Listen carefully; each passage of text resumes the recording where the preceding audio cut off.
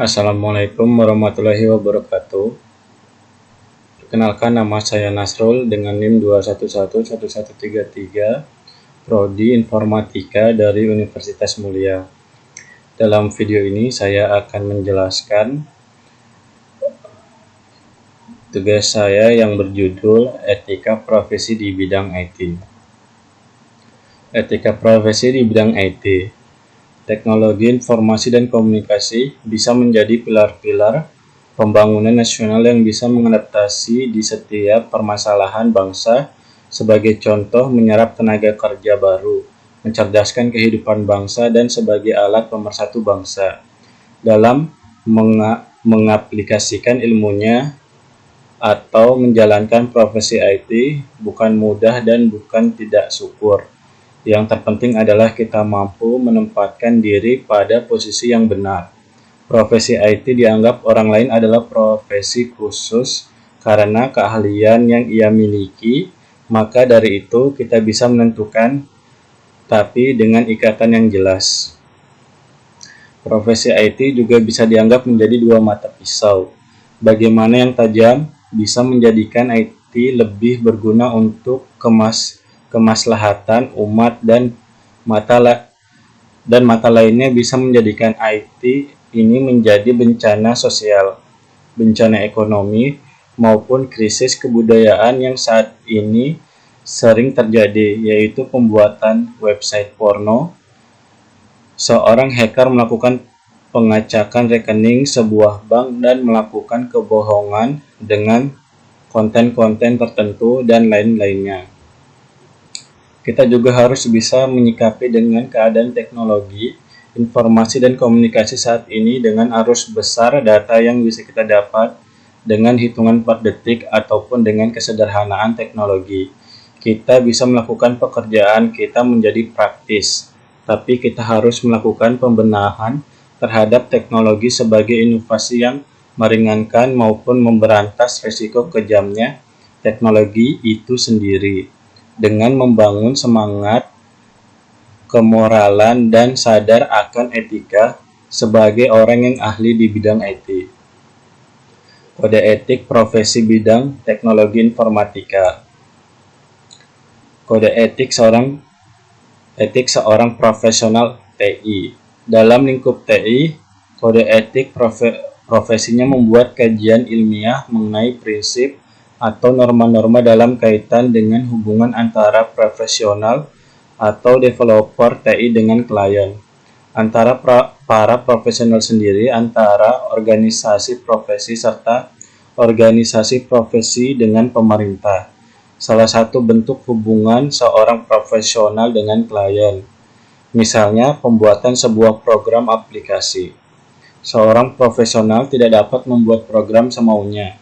Ada beberapa hal yang harus ia perhatikan, seperti untuk apa program tersebut nantinya digunakan oleh klien atau user, dapat menjamin keamanan security sistem kerja program aplikasi tersebut dari pihak-pihak yang dapat mengacaukan sistem kerjanya, misalnya hacker, cracker, dan lain-lain.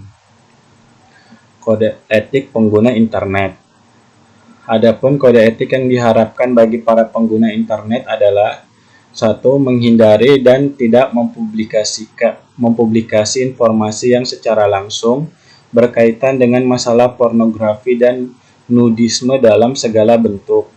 Kedua, menghindari dan tidak mempublikasi informasi yang memiliki tendensi menyinggung secara langsung dan negatif masalah suku, agama, dan ras, termasuk di dalamnya usaha penghinaan, pelecehan, pendiskreditan, penyiksaan, serta segala bentuk pelanggaran hak atas perseorangan, kelompok, lembaga, atau institusi lain. Ketiga, menghindari dan tidak mempublikasikan informasi yang berisi instruksi untuk melakukan perbuatan melawan hukum positif di Indonesia dan ketentuan internasional umumnya. Tidak menampilkan segala bentuk eksploitasi terhadap anak-anak di bawah umur. Tidak mempergunakan, mempublikasikan, dan atau saling bertukar materi dan informasi yang memiliki korelasi terhadap kegiatan pirating, hacking, dan cracking.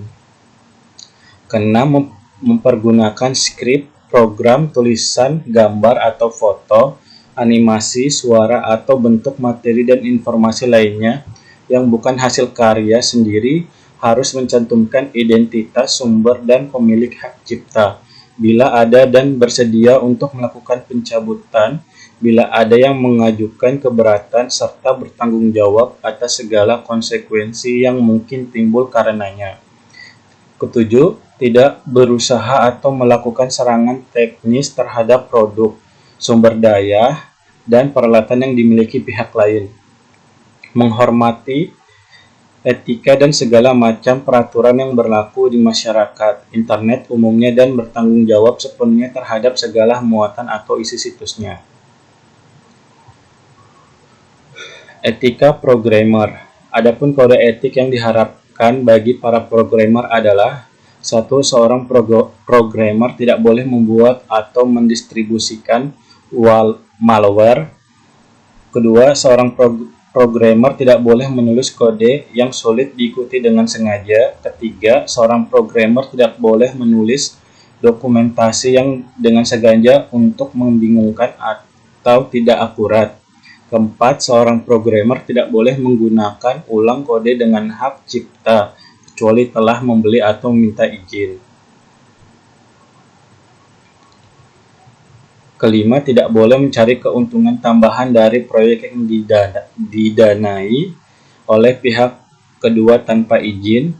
Keenam, tidak boleh menerima dana tambahan dan berbagai pihak eksternal dalam suatu proyek secara bersamaan kecuali mendapat izin. Ketujuh, tidak boleh menulis kode yang dengan sengaja menjatuhkan kode programmer lain untuk mengambil keuntungan dalam kenaikan status. 8. Tidak boleh mengenalkan bug yang ada di dalam software yang nantinya programmer akan mendapatkan keuntungan dalam membetulkan bug. Tanggung jawab profesi TI. Sebagai tanggung jawab moral, perlu diciptakan ruang bagi komunitas yang akan saling menghormati di dalamnya. Misalnya IPKIN atau Ikatan Profesi Komputer dan Informatika semenjak tahun 1974. Ciri-ciri profesionalisme di bidang IT. Keterampilan yang berdasar pada pengetahuan teoretis. Profesional diasumsikan mempunyai pengetahuan teoretis yang ekstensif dan memiliki keterampilan yang berdasar pada pengetahuan tersebut dan bisa diterapkan dalam praktek. Asosiasi profesional profesi biasanya memiliki badan yang diorganisasi oleh para anggotanya, yang dimaksudkan untuk meningkatkan status para anggotanya. Organisasi profesi tersebut biasanya memiliki persyaratan khusus untuk menjadi anggotanya. Ketiga, pendidikan yang ekstensif. Profesi yang prestisius biasanya memerlukan pendidikan yang lama dalam jenjang pendidikan tinggi. Keempat, ujian kompetensi sebelum memasuki organisasi profesional. Biasanya ada persyaratan untuk lulus dari suatu tes yang menguji terutama pengetahuan teoretis. Kelima, pelatihan institusional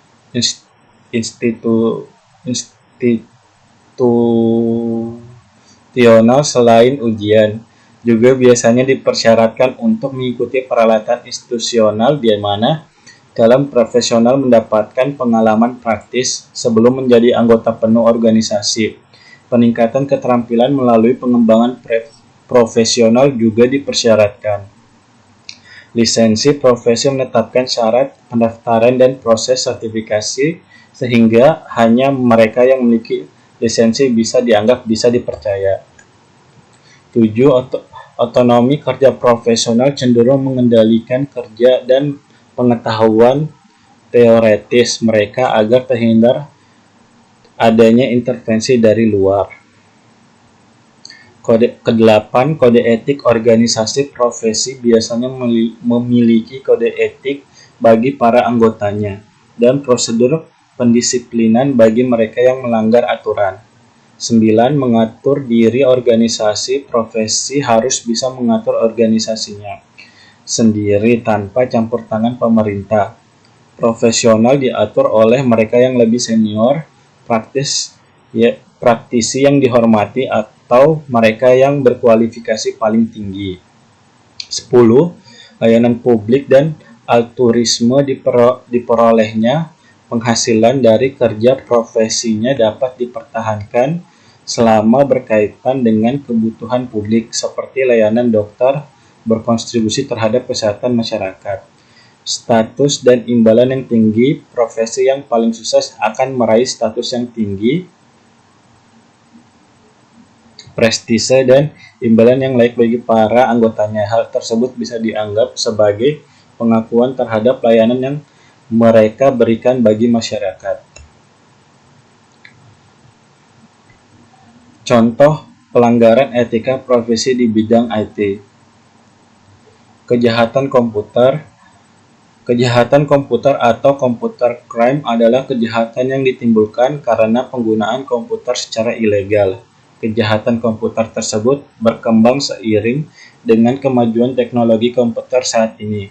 Beberapa jenis kejahatan komputer meliputi denial of service atau melumpuhkan layanan sebuah sistem komputer, penyebaran, spam, carding, atau pencurian melalui internet, dan lain-lainnya.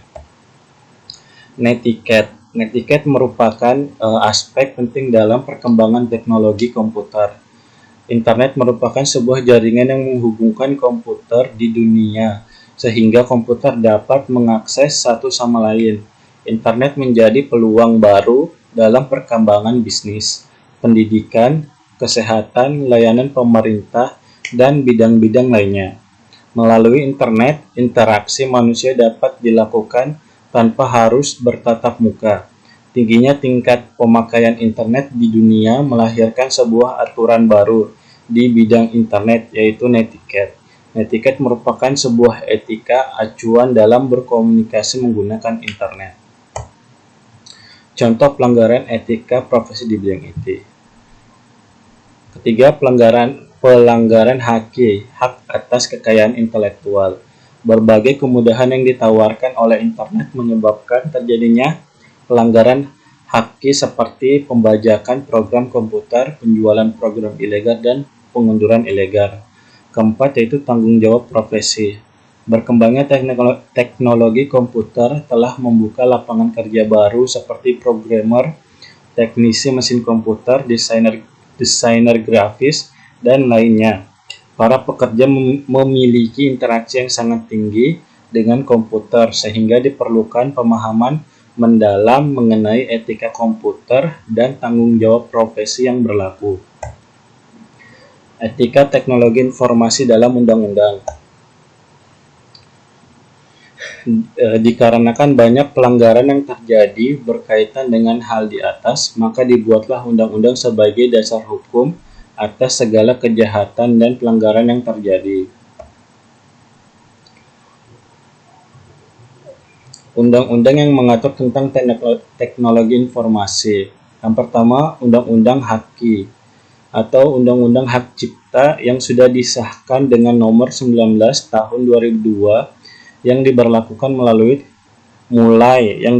mulai tanggal 29 Juli 2003. Di dalamnya diantaranya mengatur tentang hak cipta. Kedua, Undang-Undang ITE yang sudah disahkan dengan nomor 11 tahun 2008 yang di dalamnya mengatur tentang pornografi di internet, transaksi di internet, dan etika pengguna internet. Sekian dari presentasi saya. Terima kasih. Wassalamualaikum warahmatullahi wabarakatuh.